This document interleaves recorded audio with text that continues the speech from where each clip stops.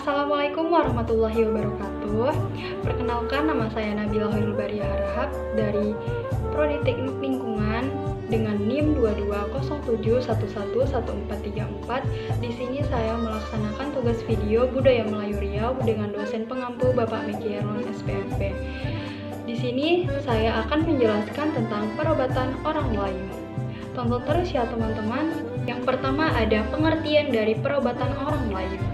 Perobatan di dalam orang Melayu merupakan segala sesuatu yang dapat menawarkan penyakit ataupun menyembuhkan berupa ramuan, tangkal, doa, ataupun syarat-syarat tertentu yang telah ditetapkan oleh dukun dan bomo. Selanjutnya yang kedua, ada cara perobatan orang Melayu. Cara perobatan orang Melayu ini terdapat 3 cara loh teman-teman. Yang pertama ada ramuan. Ramuan dapat diartikan sebagai suatu kumpulan yang berasal dari kata ramu yang berarti bebas dan kumpulkan. Yang kedua ada mantera badukun. Mantera badukun ini merupakan ritual pengobatan tradisional terhadap orang yang sakit parah yang disampaikan dengan gaya penyajian berupa mantra. Dan yang terakhir ada ritual. Ritual ini digunakan untuk melengkapi bagian fase kehidupan dan menegaskan perayaan situasi tertentu di dalam suatu kelompok secara sakral. Selanjutnya ada pelaku perobatan. Pelaku perobatan di Riau ini terdapat 5 teman-teman. Dari yang saya dapat, yang pertama ada tabib. Ini adalah gambar tabib teman-teman. Nah, tabib ini merupakan seorang penanggung jawab kesehatan rakyat dan kerajaan. Yang kedua ada dukun. Ini adalah gambar dukun yang telah saya rangkum. Dukun merupakan orang yang memiliki keahlian sebagai pengobat tradisional. Yang ketiga ada bidan. Ini adalah gambar bidan teman-teman. Nah, bidan ini merupakan perempuan yang memiliki pengetahuan dan terlatih untuk membantu kelahiran teman-teman. Nah, selanjutnya ada bomoh.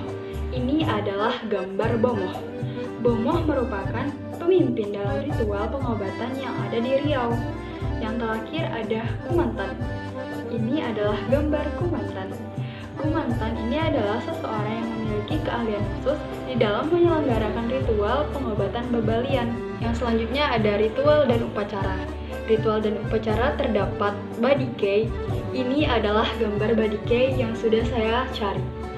Badike sendiri merupakan ritual pengobatan yang dikenal di kalangan orang hutan Riau.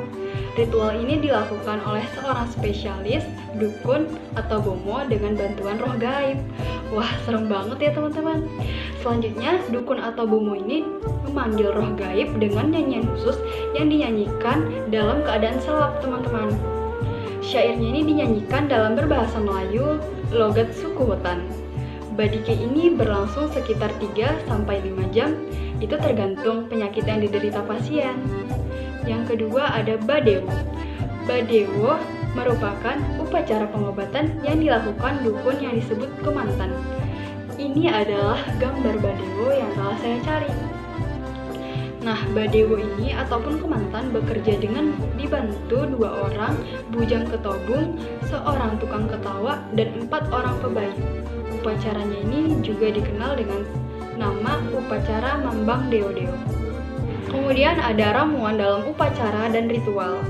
Nah, biasanya digunakan ini tumbuh-tumbuhan herbal teman-teman seperti limau purut.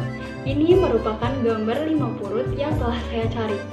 Nah, limau purut ini di dalam pengobatan digunakan sebagai kelengkapan pengobatan tradisional. Selain itu juga digunakan sebagai kelengkapan tepung tawar dan mandi balimau. Yang kedua ada sirih. Ini merupakan gambar sirih yang telah saya cari. Sirih di sini digunakan untuk kelengkapan tepak, lambang keikhlasan hati, menaikkan seri dan cahaya ke muka, dan untuk membangkitkan semangat. Wah, banyak banget ya manfaatnya teman-teman. Yang terakhir ada jenis tumbuhan obat. Nah, jenis tumbuhan obat ini yang pertama ada capo. Ini merupakan gambar capo yang sudah saya cari teman-teman. Nah, pengertian capo ini sendiri merupakan sejenis pohon kayu yang biasanya dapat ditemukan di semak-semak, di kebun ataupun di ladang teman-teman. Nah, capo ini tuh berwarna hijau berbulu. Daun caponya ini biasanya dijadikan obat untuk demam panas. Caranya itu cukup mudah teman-teman. Dengan cara memeras air dari daun caponya ini, kemudian airnya diminum.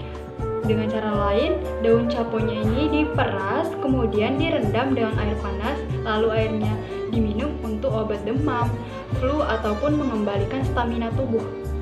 Kemudian ada cekerau.